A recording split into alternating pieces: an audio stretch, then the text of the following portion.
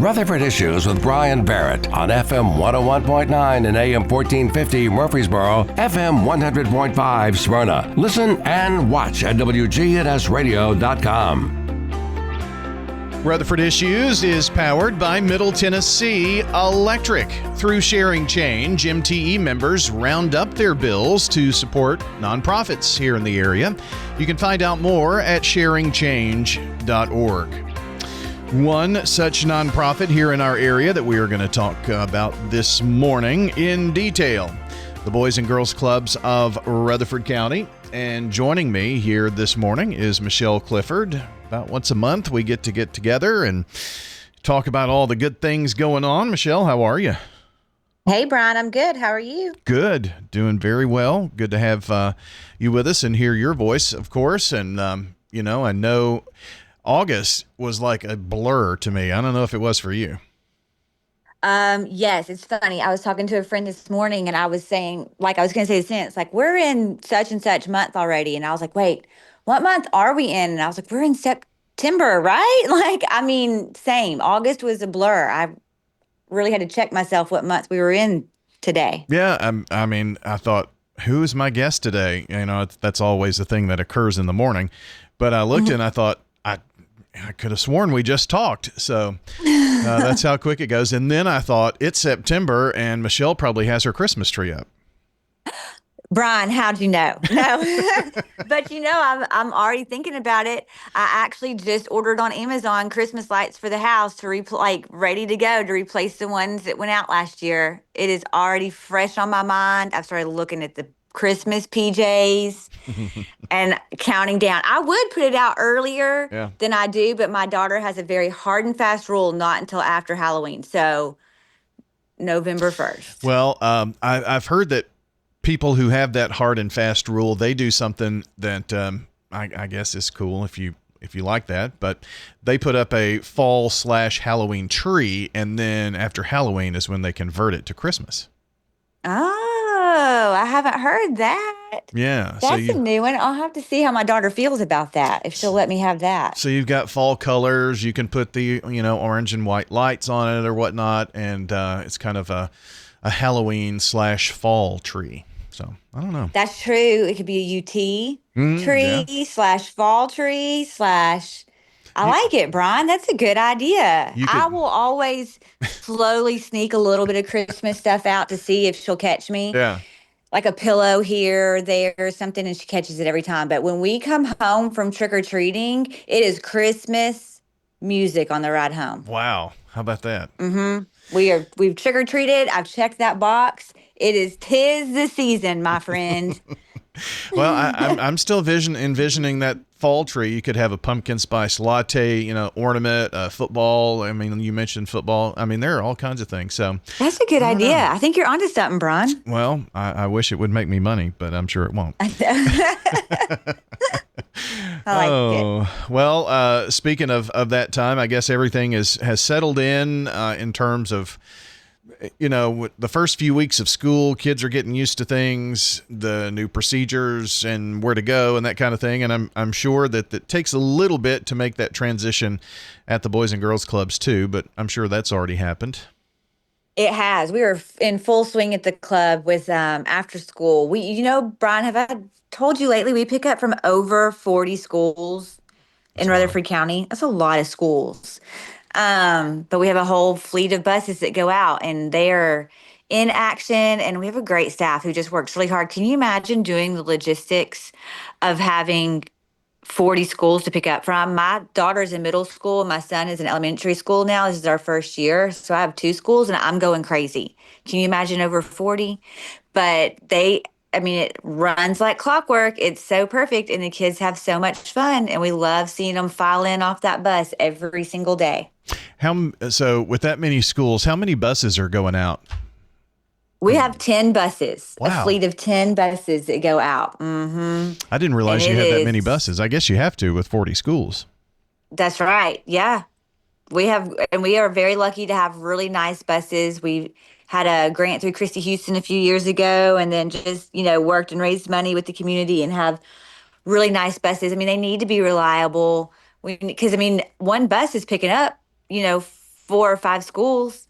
And if one goes down or something happens, I mean, that just really puts a kink. And so we're very blessed to have really nice buses and good buses that are reliable and pick up. So I guess that means that kids come in kind of waves in the afternoon. That's right, because they start the high schools and middle schools get out first. So those buses will go pick them up, come, drop, and then go back out and get our elementary school. So they do. They're coming in waves starting at about 2:30. And then all of drop off is done about 4 o'clock. So 4 o'clock at the club is action time. It is packed. There are kids. They are having fun. They're finishing up snack. The last one's off the bus, and it is go time. But it's nice that they do come in waves because we do give them a snack when they get off the bus and they arrive. So that way they just kind of, they come through in waves, like you said, for their snack and then filter into the programs or what they're doing that day. So I would imagine that 4 o'clock, 5 o'clock, those are two of the hours that are the busiest in terms of the most kids there. Exactly. Yes. The busiest with the most kids. That is prime programming time for us at the club. And we run a variety of programs. One we're doing this summer, or I'm sorry. See, I'm still in summer mode. Me too. One we're doing this school year, along with many, is a reading program. We are extending that from summer into the school year. And the school uses, I think it's called 95 percentile, I think is the name of the program that they use, and we're using the same program. So it is just an extension. We are partners with the schools, and it is an extension of what they are working on with the kids during the day at school. How can we continue that and grow on that and work on that at the clubs with the kids? So that's just one of the many programs. They go from, sports, outdoor fitness to healthy lifestyles to job readiness, basic life skills, art, like you name it, Bryan. But it's all so fun with a purpose, and just really good programming at the club from that 4 to 5 o'clock hour. So, what time is dinner? Because I know that you have that too, right? That's right. Yep. We feed the kids a hot meal every night at the club, and it starts at 5. Okay. So we basically clean up snack and roll into dinner almost. Prepping that and prepping that starts earlier, but getting that finished up and plated and out there. So dinner will start at 5, and it's just like the snack. They come in waves. They come in their age group, and they come in and get dinner and eat and then go back and play and hang out if they want. But that's just one thing to help with the parents and take that off their plate. When the kids arrive, they can play, they can do homework, they can study, they can eat, they can try and knock all of that out while still getting to have that great programming time from 4 to 5, outdoor time, playing, getting their wiggles out. And then when the parents pick them up, they can have family time. It's not the go, go, go, go, like we got to get home, we got to get showers, dinner, homework. Now they can have that family time or go to whatever sport they're going to if they're doing a sport. I was just thinking about sports, so that would be a thing. And do parents get to come by and eat if it's like one of those busy nights or whatnot? I mean, how does that work? Yeah, they can. Parents can eat. If they're with their children, then they can. We don't typically have that taken advantage of, but they can if they want. Gosh, I would. I need to come by. I know. Have dinner. I know. I got news for you. The chicken nuggets and the rolls, chef's kiss. Really good. Yeah, there's nothing better. Chicken nuggets and rolls. I know. So then the last kids are typically gone by what time? So we close at 7. Okay. So they are gone by 7. So we are after school to 7. After school to 7. So I know summertime and, on any breaks or holidays and things like that, it's all day during the day as well. But what goes on at the club when kids are in school from, 8 or 9 in the morning until they start coming in at 2:30? Mm-hmm. Good question. Program planning programs, getting everything ready for the programs. Again, that fleet of buses, they don't stay well managed and well maintained without, there's a very strict maintenance schedule on those. So taking those if they need to get upkeep on that, but just the planning and the getting ready, making sure the supplies are there. Everyone at our organization writes grants. So writing grants for whatever programs and funding they need. But it is a what is it just looks like a busy little beehive there, buzzing around, getting ready for the kids to come and just have everything perfect for them when they get there. Michelle Clifford is with us today with the Rutherford County Boys and Girls Club. Smyrna, I'm sure, very busy too. All the same things that we're talking about happen here in the Murfreesboro and at the Smyrna unit. And you're busy in other communities too, like Shelbyville, I think?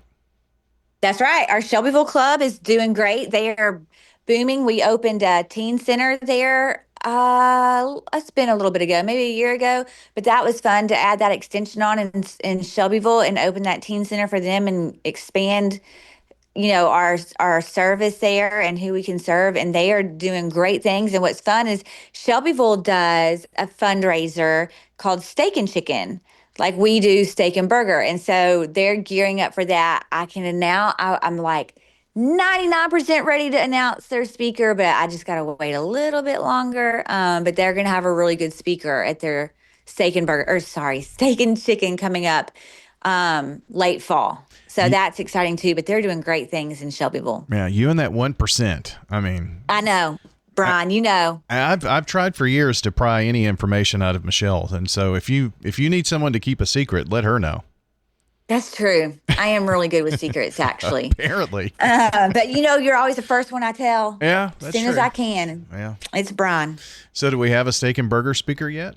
No, but we're working on it. It is actually in the process. We are working on it, and I'll tell you as soon as I know. Okay. It's going to be a good one. It always is. It always is. I know.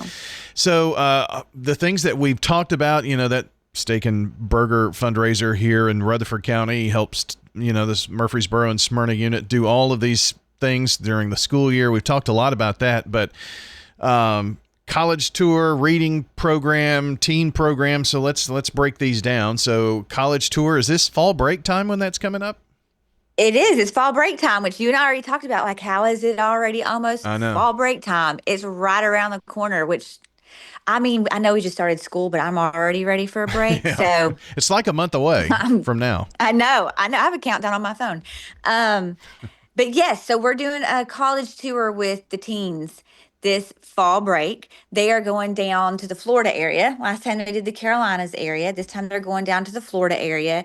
They're visiting Flagler, Florida A&M University, FSU, UNF, University of Northern Florida, University of Central Florida. They're doing all these college visits. They've actually also partnered with a Boys and Girls Club down there. So they're going to get to go to a Boys and Girls Club there and see what those clubs look like and spend some time there, which is always a lot of fun. A little bit of time there and see that. And then they're also doing a community service project while they're down there. I haven't gotten the full details on that. I know they're working on that.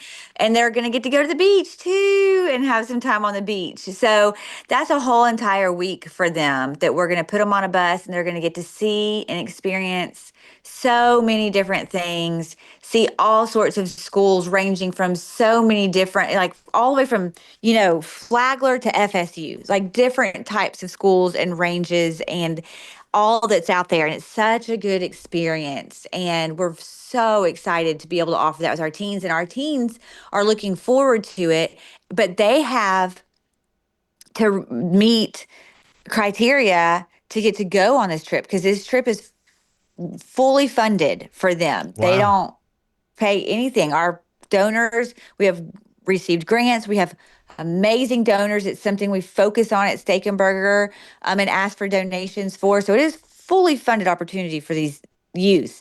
But we do ask them, they have to attend a certain amount of days at the club to be able to come. They have to have a certain amount of community service hours at the club, helping out and volunteering around the club to be able to go. And they have to attend that. We will have college tour meetings and they have to attend a certain amount of those so that they can come. So they're excited though. They're all working to get it done. It's a really good time. I think I've told you this story before, but years ago when we took this similar trip, we tried to always go to different regions, but we had a teen at the time on the bus I think he was going to somewhere local. I can't remember exactly where. Already filled it out. That's where he was going. He's just going on the college tour. Stepped foot off the bus in Flagler and was like, I love this place. This is where I want to go. Left with a application, got into Flagler, moved down there, went to Flagler, graduated, has an amazing job now I think it's with Pepsi, an amazing job. He's actually on Flagler's like recruitment video. I mean, but he would have never seen that opportunity had he not gotten on that bus and someone helped fund him to be able to go and him to go see that. Changing lives. That's what it's all about. So that's right. Glad to see the team program up and doing well, and the college tours and all of that. So briefly, you wanted to touch on the reading program, I think. Oh yeah, just that reading program that we're offering during the school year. We've extended from summer into the school year. We received a grant from Dollar General for that. So we're very excited. Reading is so fundamental. So we're excited to be able to continue that type of programming. Awesome. Good stuff. Well, by the next time we talk, I guess it may be in the middle of fall break, or I think fall break's the first week of October. So if it's the 3rd, you're right. Or that's maybe the week before. Yeah, I think that's the start of fall break if it's the 3rd. So anyway, close enough to that. So yeah, we will you're right. see you then, I guess. Michelle, thank you for stopping by today. Thanks for everything, Brian. We love coming by. All right. Michelle Clifford joining us today on Rutherford Issues with the Boys and Girls Clubs of Rutherford County, doing some big things here in Murfreesboro, Smyrna, Shelbyville, growing too. So we appreciate Michelle and all she does. Well, that will wrap us up here this morning on Rutherford Issues from WGNS. Thanks for being with us today. Podcast will go up shortly if you missed part of the program. Want to find out what's going on at the BGCRC.